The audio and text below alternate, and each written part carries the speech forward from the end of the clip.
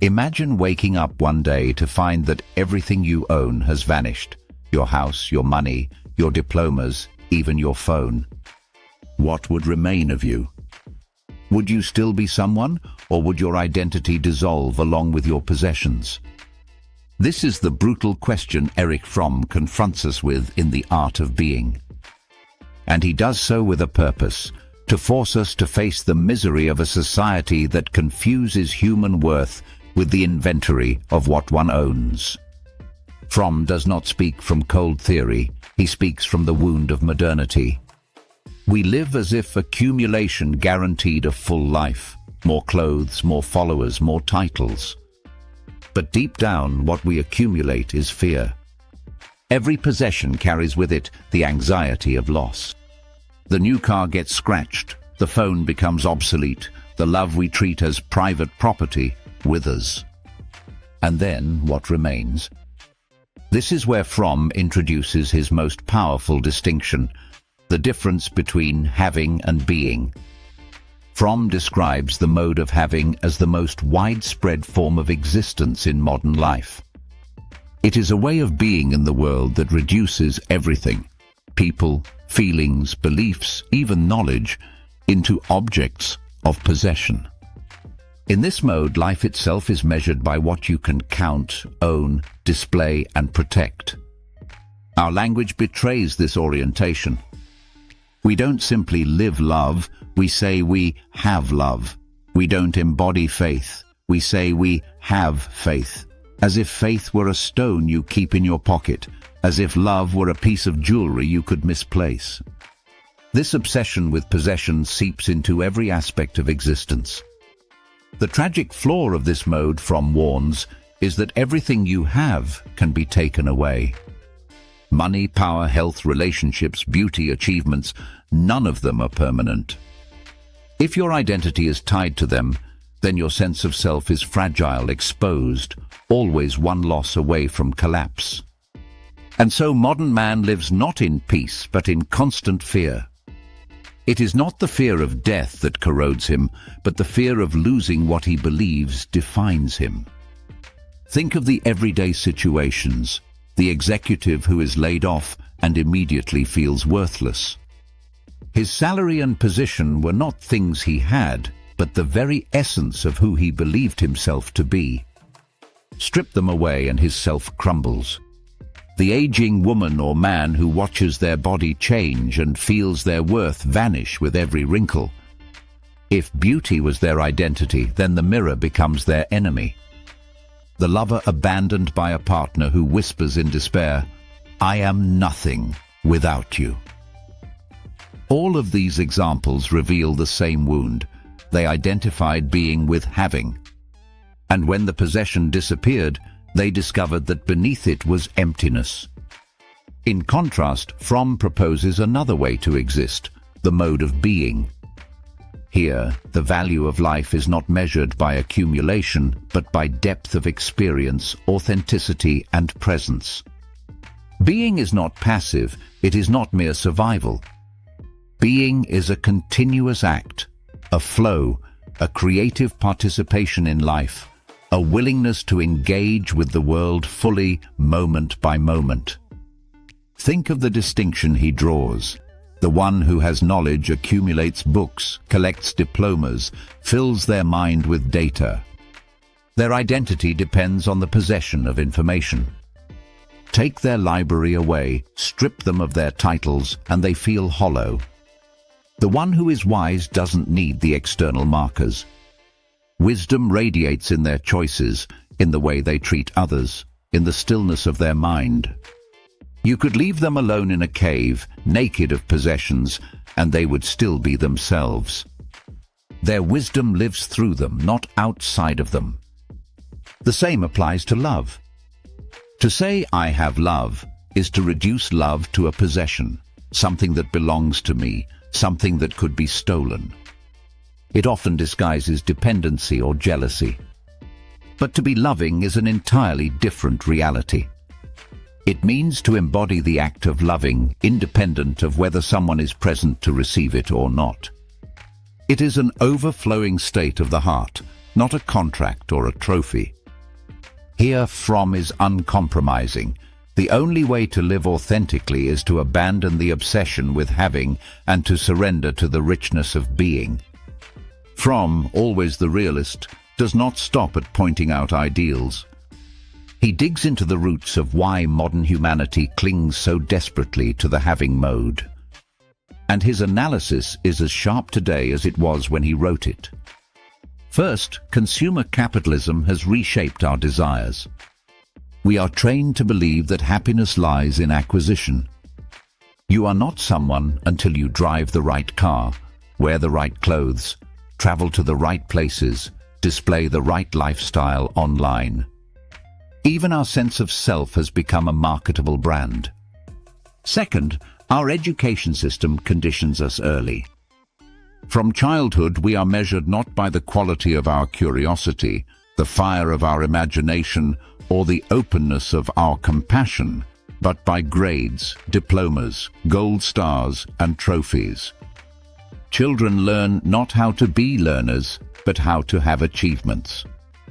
The joy of exploration dies under the weight of competition and possession.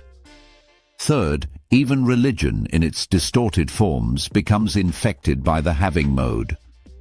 People say, "I have faith," as if it were a ticket to security, a badge of identity, rather than a living practice of trust, humility, and openness. Faith becomes a possession rather than an act of being. The system itself needs us to live in the having mode. Because a human being who already is, who feels whole, present, fulfilled, does not buy compulsively, does not chase validation, does not consume endlessly. Such a person is dangerous to the logic of the market. And so advertising attacks our sense of being directly. It whispers, "You are not enough, but if you buy this, you will become someone." Think of the perfume commercial. It does not sell you a scent. It sells you a fabricated identity. You will be desired. You will be strong. You will be unique. You are not buying fragrance, you are buying a promise of selfhood.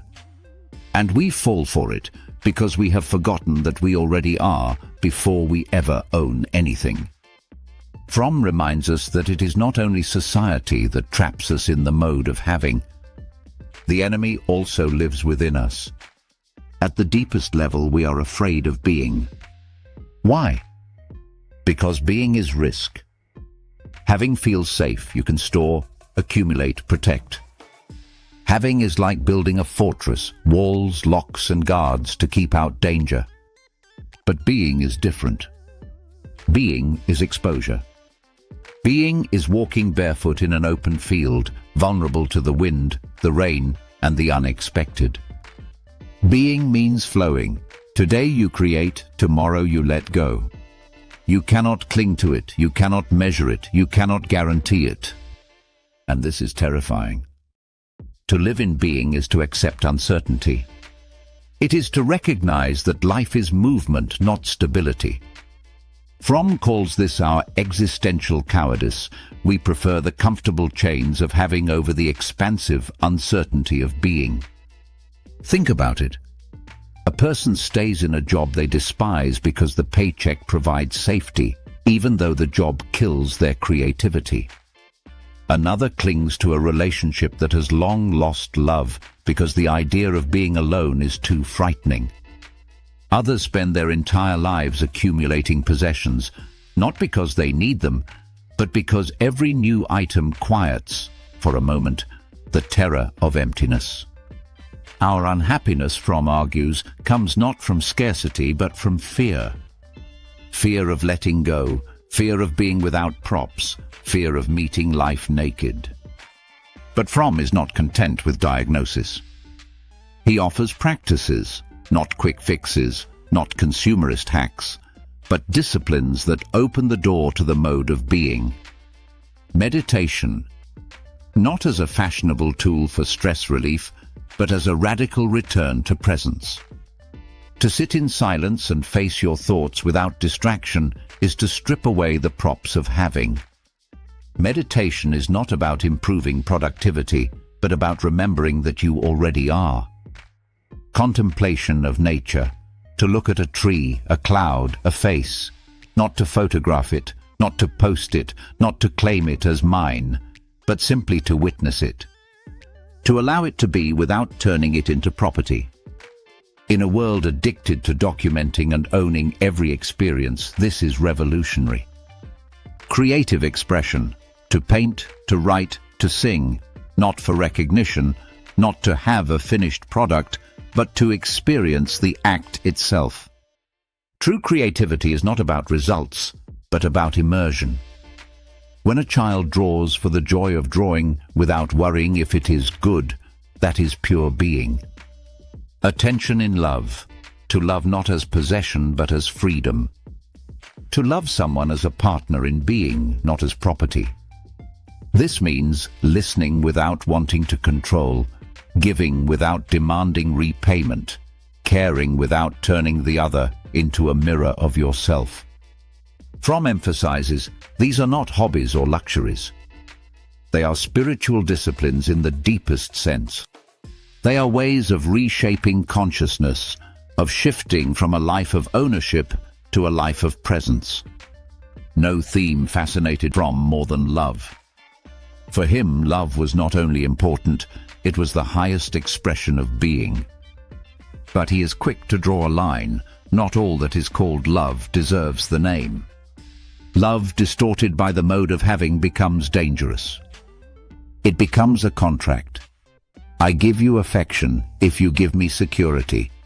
It becomes jealousy. You are mine, therefore you cannot belong to anyone else.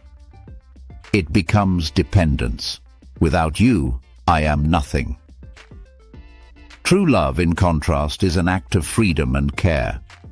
It does not cling, it does not imprison, it does not reduce the other to property. Think of the mother who watches her child grow up. She does not say, "You are mine, you must never leave me." She rejoices when the child becomes independent, even when he flies far away. Her love is not a chain, but a gift. It says, "Be yourself fully, even if it means leaving me behind." This, Fromm insists, is love in the mode of being. And yet, how many relationships in our society collapse because they were based on having rather than being? How many couples confuse love with ownership, care with control? Fromm is merciless here. The love that seeks to possess inevitably kills love itself. If you try to cage the bird you love, you may keep it in your hands, but its song will die. For Fromm, the mode of being is inseparable from the deepest form of freedom. But he insists on making a crucial distinction. Not freedom as it is commonly understood, I can do whatever I want, which is often nothing more than disguised enslavement to impulses, consumerism, and ego. No, the freedom of being is something far more radical. It is inner freedom, the kind no one can grant you and no one can take away. The person who lives in the mode of having is never truly free. They may think they are, because they move through the world making choices, but every choice is chained to fear. Fear of losing their possessions, their job, their reputation, their relationships. The moment they risk losing what they cling to, their so-called freedom collapses. By contrast, the person who lives in the mode of being can be stripped of everything, wealth, recognition, even physical liberty, and still remain themselves. Their freedom does not rest on external conditions, but on an inner orientation toward life. History gives us striking examples. Think of the great sages, mystics, and thinkers who were persecuted, imprisoned, or driven into exile. Many of them died penniless, forgotten, deprived of comfort. And yet they died with a fullness that no tyrant could steal from them. They had discovered that true wealth is not what you own, but what you are.